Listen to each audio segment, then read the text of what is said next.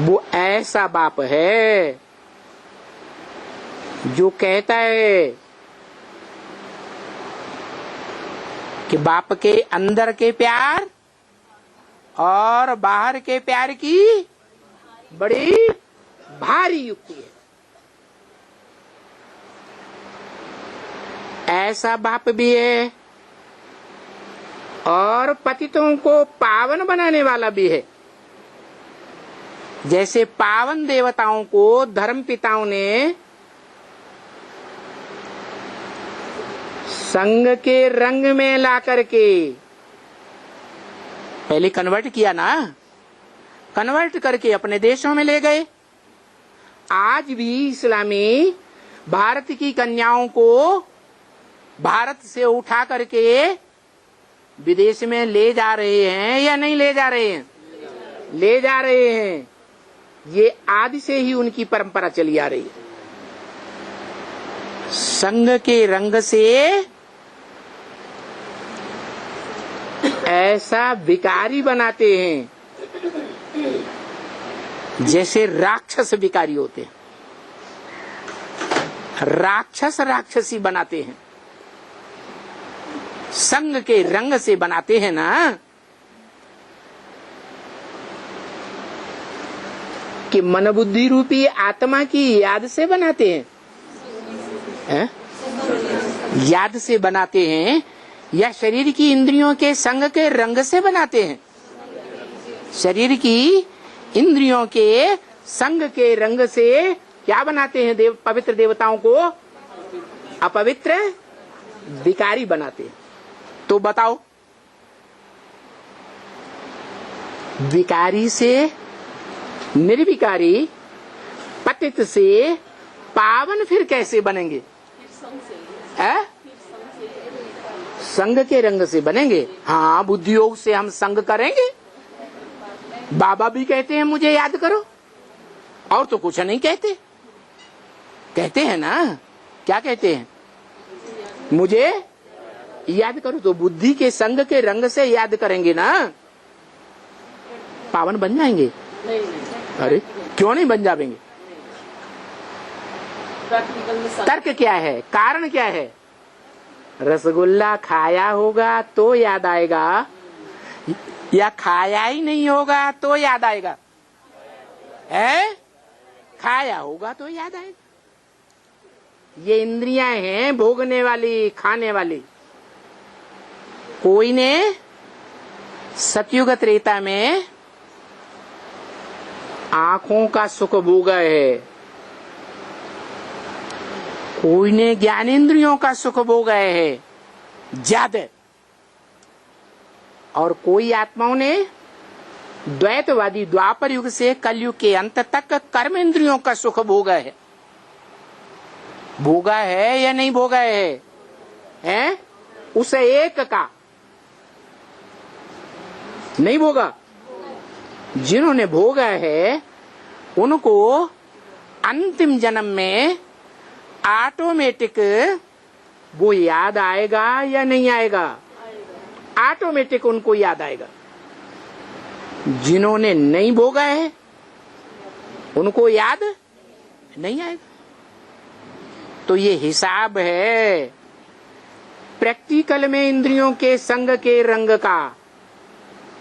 जिन्होंने प्रैक्टिकल शरीर की इंद्रियों के संग के रंग से एक का संग लिया है, उनको वो संग युग में ऐसा टाइम जरूर याद आता है, ऐसा टाइम बन जाता है कि उनको बहुत याद आता है। उसे एक की याद के सिवाय और कुछ भी सूझता नहीं है। जैसे भागवत में दिखाया है कि भगवान जब कंस जैसे, जरासंध जैसे, शिशुपाल जैसे राक्षसों को मारने के लिए मथुरा चले गए, तो गोपियां वियोग में व्याकुल बनी रही, या उन्होंने कोई दूसरा रास्ता ढूंढ लिया है? वियोग में व्याकुल बनी रही तो किसकी याद करती रही? है? कृष्ण कृष्ण की याद करती। एक भगवान की ही याद करती रहे। याद तो आई ना, याद से ही पावन बनती है। कौन? वो 16,000 गोपियां गुप्त संबंध भगवान के साथ जोड़ने वाली, जिन्होंने गुप्त संबंध जोड़ा। उस गुप्त संबंध को, प्रैक्टिकल संबंध को दुनिया नहीं जानती, वो उस गुप्त संबंध को जानती है। और बुद्धि योग से याद करके राजयोगिनी बने। जो राजयोगी संपन्न योग की सिद्धि होने पर नंबरवार राजघराने के भांति बनते हैं। 84 जन्मों में राजघराने, राजाई करने वालों के घराने होते हैं या नहीं है? आज भी हैं या नहीं? भले 5 साल का प्रधानमंत्री है, उसका भी घराना होता है या नहीं है? संघ के रंग में आने वाले होते हैं प्रैक्टिकल में या नहीं होते हैं? तो वो 16,000 सतयुग के आदि के जन्म से लेकर के त्रेता के अंत तक प्रत्यक्ष होते हैं। त्रेता के अंत तक वो 16,000 आत्माएं कहीं न कहीं, किसी न किसी जन्म में राजघराने के छोटे या बड़े सदस्य बनकर राज्य की प्रजा को नंबरवार कंट्रोल करते हैं। अकेला राजा कंट्रोल करता है या रानी भी कंट्रोल करती है?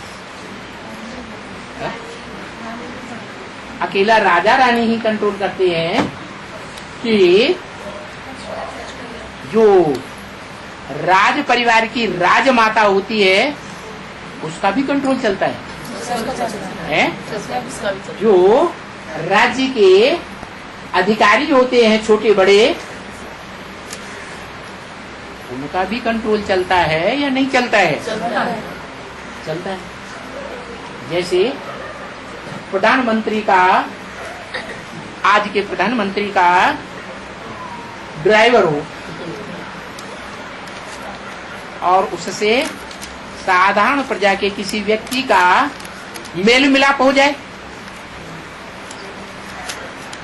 उसे आशा लग जाएगी ना कि मेरा ये काम जरूर करा देना।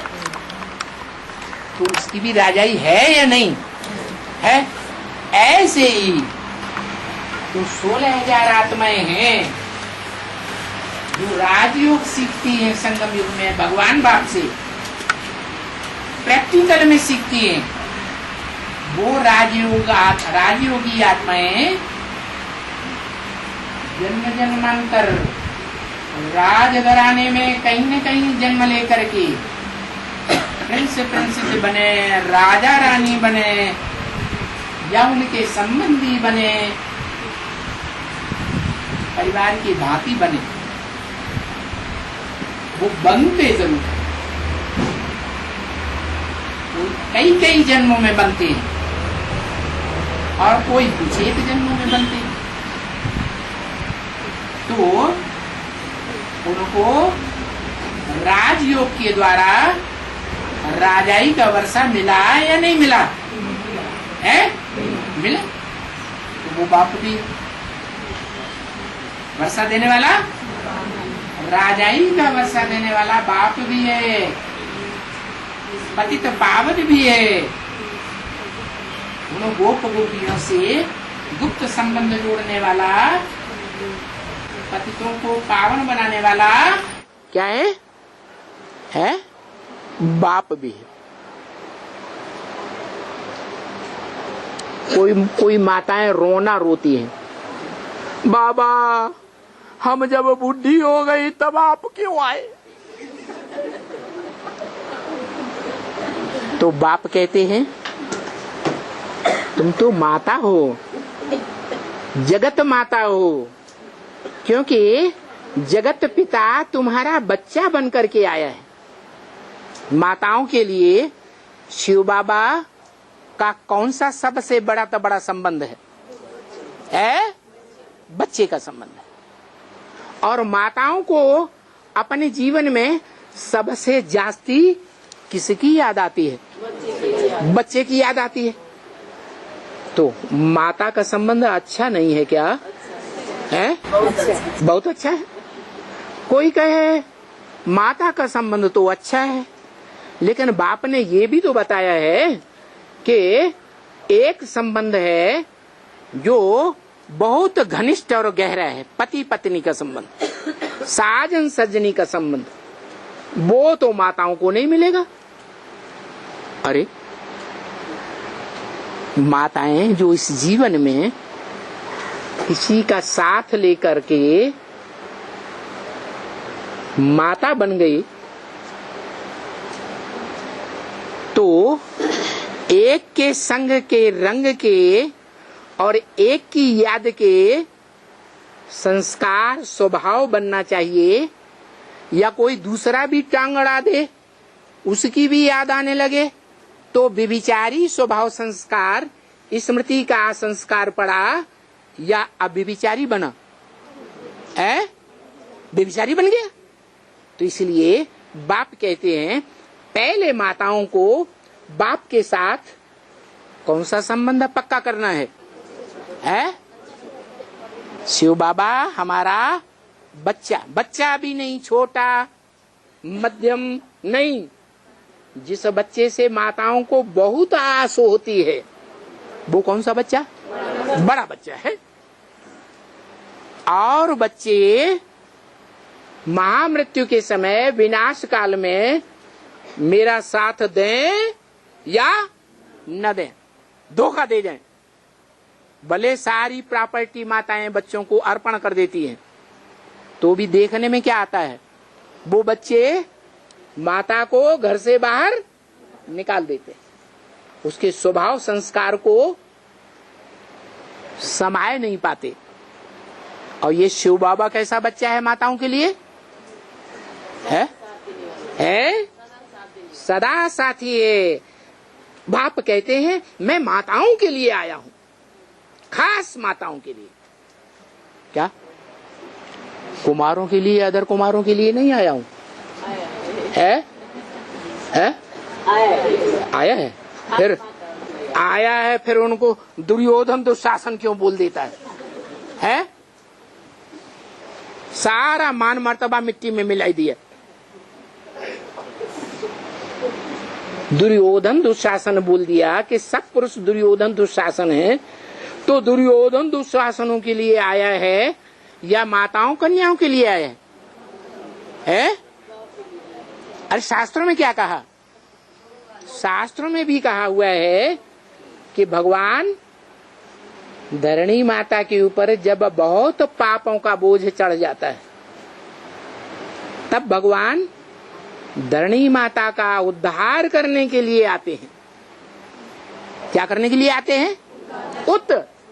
हर ऊपर को आत्मा मन बुद्धि को हरण करके ले जाते हैं, जबरियन ले जाते हैं। तुम जाना चाहो या न जाना चाहो तो भी तुम्हारी आत्मा को उद्धार करके ले जाऊंगा।